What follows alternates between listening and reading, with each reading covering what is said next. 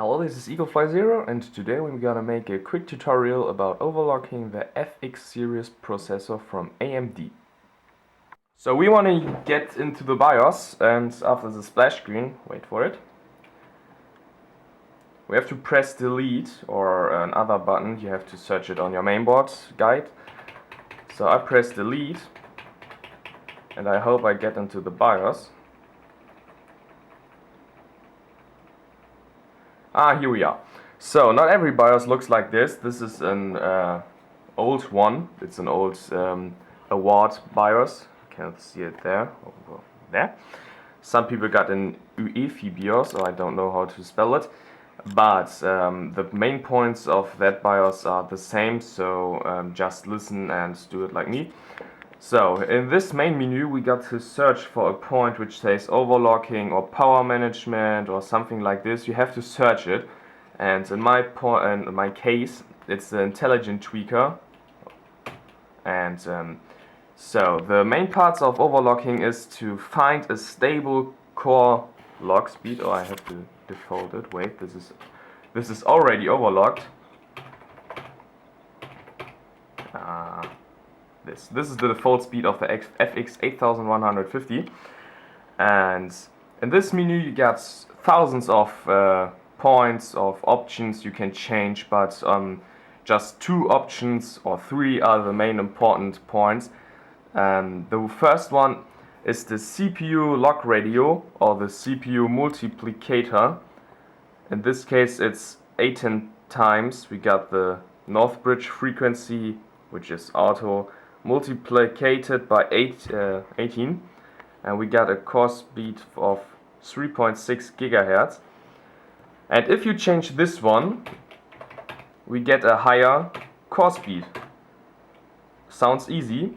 It is easy, but we have to search a value which is the safest value. Your processor runs well, no blue screens, and doesn't crash. But later for this, I will use 21 for 4.2 gigahertz, and this is my last stable value which the processor can run with the standard CPU voltage.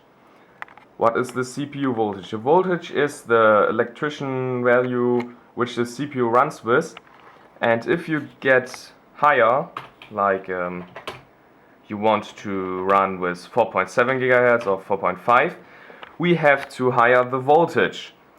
Everything of this is very experimental, so you have to search a value for that. So down here we can change the system voltage, and we will make it manual.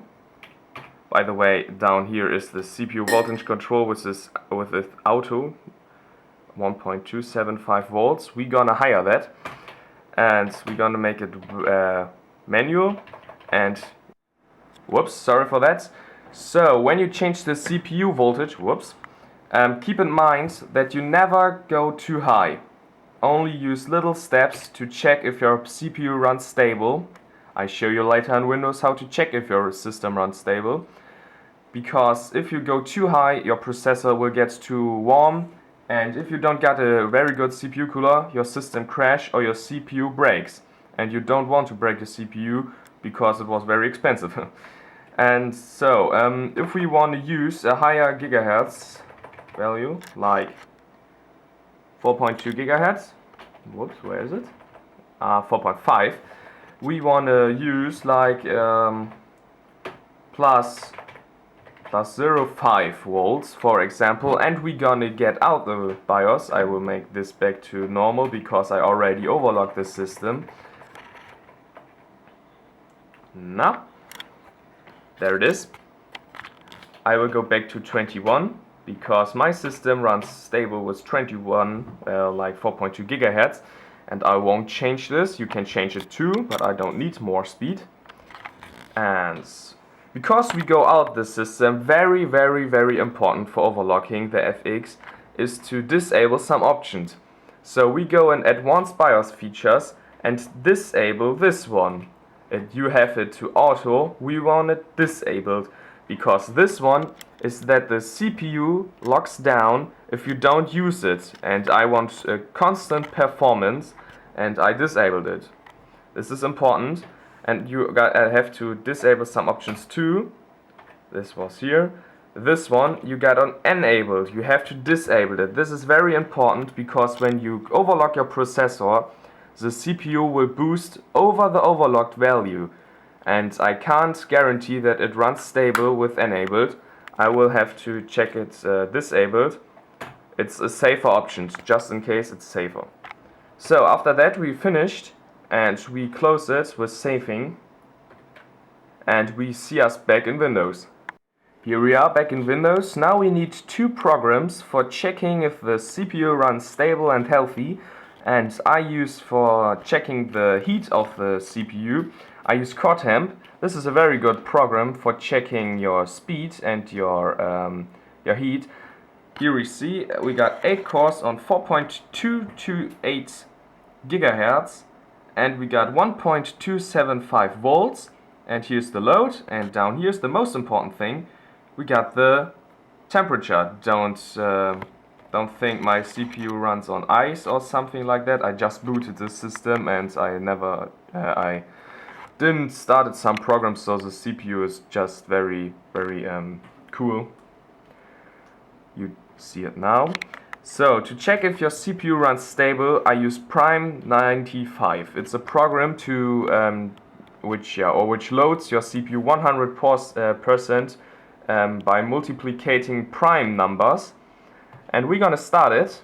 I make the download link in the description, and we're gonna just stress testing, and here we change it to small FTTs, or in place large FTTs. I will use this one, and press OK. So now you have to check, very important, you have to check if your CPU overheats or if your system crashes. I will press OK, and here you see the program started. Don't be scared, these are very much text over here. And again, sorry for that. Now you can see the CPU is fully loaded, and it got warmer. We got 53 degrees. And if you want to be very safe about if your system runs stable, you have to run this test, Prime94, about 1 or 2 hours or longer. And if it doesn't crash, you got a blue screen, or you got no errors. You got no blue screen and no errors, sorry. And then you're safe. If it crashes or you get a blue screen, you have to go back to the BIOS, lower your multiplication or higher the voltage. But please, only in little steps, because when you go too high, your system can crash or the CPU can break, and be safe about that. And thanks for looking this tutorial. Please comment and give a feedback, and as usual my English sucks, I know that, you don't have to comment that. And like this video, check my Facebook page out, and have a nice day.